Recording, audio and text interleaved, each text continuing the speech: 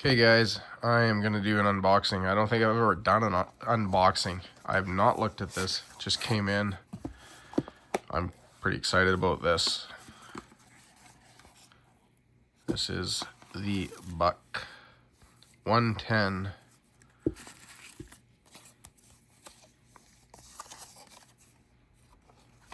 thin, I can't remember what they exactly call the model, thin elite. But anyways, I'm kind of like a little bit excited about this, just to say the least. Anyways, let's get to the good stuff here. I haven't made too many videos in the last little bit here because I've been busy with work, and then I get sick because I'm run down. Oh yeah, look at this. This is thin. It's got a pocket clip. Madagascar. I think it's Madagascar ebony. They used to have some sort of a co-brand with Taylor Guitars and using their leftover ebony. Buck 110 in MagnaCut. Is the lock up nice and tight? Oh yeah, like that's actually probably the tightest 110 I've got. I've got quite a few 110s. I've never had any that have been just bank vault tight like this. I've had a couple of 112s that are. They've always had a little bit of rocker, up and down play, and maybe a tiny little bit of side by side, even my custom shop ones. So this one is just exceptional. Hopefully this is getting picked up in the camera. It's a little stiff, which it usually is. There's typically buffing compound, and yeah, you can see that. So I usually get a Q-tip and I'll clean that all out. There'll be stuff in there. That's really normal because they spend a bit of time buffing these up. This is not the, what do they call it? The laminated fake rosewood. This is real ebony. The pocket clip is nice and stiff. Little tiny torque screws on there. I am going to get the tape measure out, and not that you guys probably are new to the Buck 110, but let's just do this for conversation's sake. We have basically a 3 1/4 inch cutting length, 3 1/2 inch total blade length. Handle length is just a smidge under 5 inches. I like to measure between the points there, and that is 4 1/2 inches. So that's going to be a comfortable handle for me. I'm good with 4 1/2. I know it is anyways, but I find the 4-inch handles are too small, and I find them quite uncomfortable. Let's get the digital caliper out here and see what this is like in terms of thickness. Stock thickness should be the same as the other. Oh, you know what? That looks a little thinner actually. I'm gonna grab one of my other 110s. So it's 3 mil. I've got it in mil, so it's about just a smidge under 10 mil. Let's put this into 1,007 inch. It's one of those weird things I think in thou. So 118.5. Hopefully this is picking up on the camera. I really hope I didn't lose that. It's been a long day. My head's a bit mushy. This came in and the guy lifted at the garage door, which was not very good. I don't want to scratch this beauty. Yeah, so 385 thousandths of an inch. The thing is light. Like compared to a standard 110, it's featherweight. I'm gonna get my little scale out and check that as well. I'm gonna pause this and I will be right back. Okay, we are back. I've got the scale out here. 5.3 ounces, so nice and light. I've got to grab my other custom shop 110 and I will compare that to this one for you guys. All right, I got my custom shop 110 box. The box is definitely a little bigger on this one. Grab this. I don't know if I have another. Nope, I haven't carried this one. I've got quite a few 110s. It's all I ever carried when I was younger, so.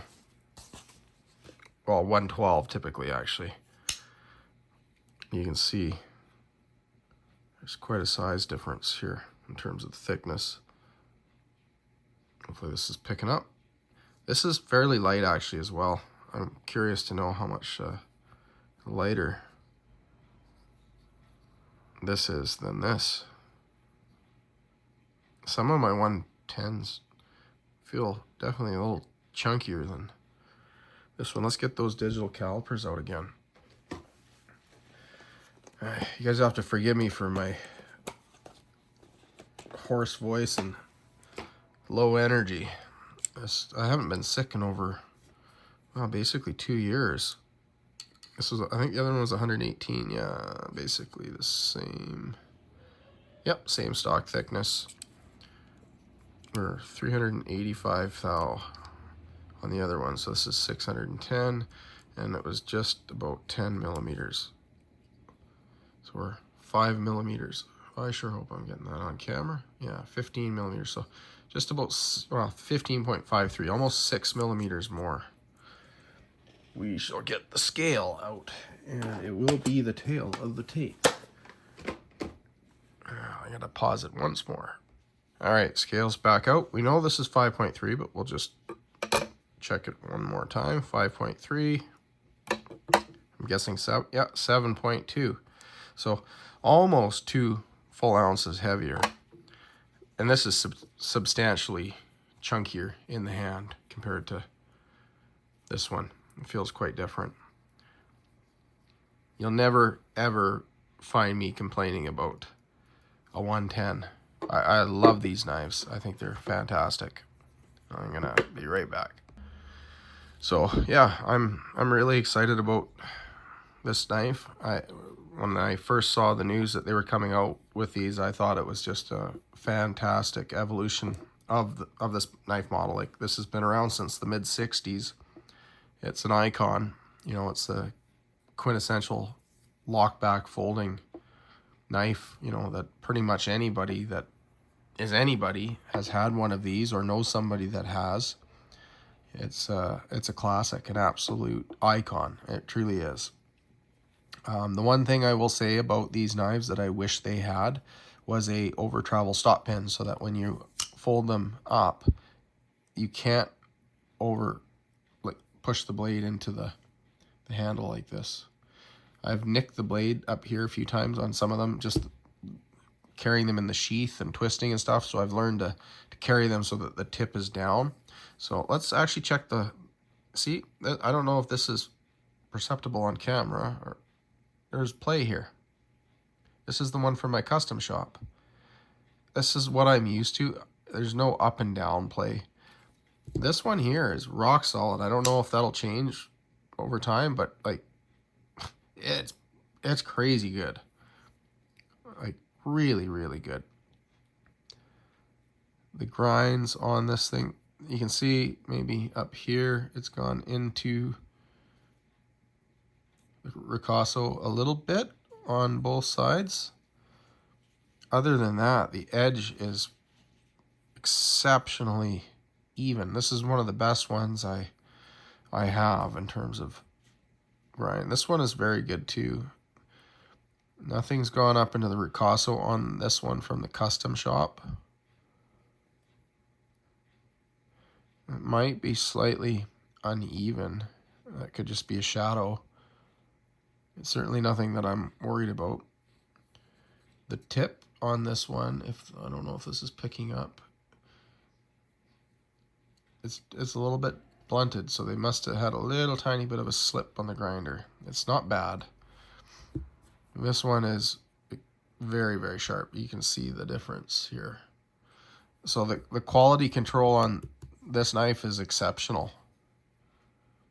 This one, maybe a little bit of, they had a little bit of an oopsie pulling off the belt when they were grinding it, if they're doing it on a belt. I would imagine that.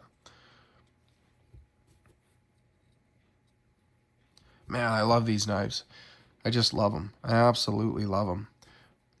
This must be nickel silver. I can't, I wonder if it says. Yeah, it is nickel silver. Maybe that's why it's a bit lighter. I have to look at my box here. It's been a while since I ordered this one. It doesn't say. This one came out of their custom shop, as I've said a few times. Yeah, that's got to be the nickel silver. It's just taking a bit of a patina just from me handling it a little bit. Yeah. Yep, nickel silver. I forgot that I ordered it that way. How many of you guys out there have these ones? What do you think of them? Are you as excited about the Slim 110 Slim Elite as I am? This is just going to be a much more usable knife. The only reason I don't carry a 110 anymore is just because I have to carry it in a sheath. So I don't really like that anymore. I'm in and out of vehicles and equipment and stuff like that, and it becomes a bit cumbersome because their sheath, you know, kind of sits out quite a ways from your hip, right? And it will get caught on things, and I'll run the risk of ripping the belt loop off or damaging or flipping the tab over, like the fold over part of the sheath, and having the knife fall out. Like, I'm worried about that. This I'm not as worried about. The only thing I would be concerned about, obviously, is having this in my pocket with keys. Oh, here's something I noticed. A bit of a dent here on the ebony. Not sure what happened there. I'm not happy that that's there, but at the end of the day, I mean, as soon as I put it in my pocket and use it, it's going to get dinged up. This isn't going to be a safe queen. I'm very excited to be able to carry a 110 again. And I'm sure a lot of you guys are as well. And you probably feel the same way as me. Ooh, I just about cut myself there. It's been a long day. I probably shouldn't be playing with sharp things right now. So I did that to myself a couple days after New Year's, and that was a fun one. Worst thing I've ever done in terms of cutting myself. It was a complete idiot move. I had my Lon Humphrey Tucson. I was putting some Hubbard's boot grease as the leather conditioner I like to use, and I had just finished treating one of my other knives, the sheath for it, and I had a little bit of leftover Hubbard's boot grease on my rag, on my paper towel that I was using, and I didn't want it to go to waste, so I grabbed the other knife, and I always take the knife out of the sheath, and this time I didn't, because I was just like, oh, I got a little bit, I'll just rub a little bit on there, and I had it like this, and it dropped out, and I thought I was going to try and catch it before it completely dropped out of the sheath because it was handle down, and I failed, and the tip went up and went whoop, 10 stitches later. So yeah, I haven't done too many stupid things with knives, but that was definitely a very dumb one. And I've actually been I've had the presence of mind after dropping a couple of knives over the years. I've dropped knives not to try and catch them and just let them fall. This time I didn't. But anyways, another thing to mention, I'm waiting for my TS Prof sharpener, and they've got a pretty good special going on right now. If you guys are interested in sharpening systems, they have, the US site has a complete redo, and I think they're $249 for the Pioneer system. I'll put a link in the description section. I'm like I said, I've been patiently waiting for that system to come, and I'm really excited to be able to put it to use and show you guys, because I've been using the Work Sharp quite a bit, you know, over the last couple of years, and prior to that I used my Edge Pro Apex, which I still have, and it's a really good system as well. I also have my dad's Tormek right there that I've been messing around with, and that one has, yeah, I don't know about it. I think it works really well for, you know, large, well, it's going to work really well for chisels and things like that. I haven't maybe given it the best shot in terms of the knife I tried sharpening with it. I used a knife that had a lot of belly, and I didn't do a great job with it. But anyways, let me know what you guys think in the comment. If you haven't subscribed, please subscribe. If you like the video, please give a thumbs up. And as always, I look forward to engaging with you guys in the comment section. Thanks for watching.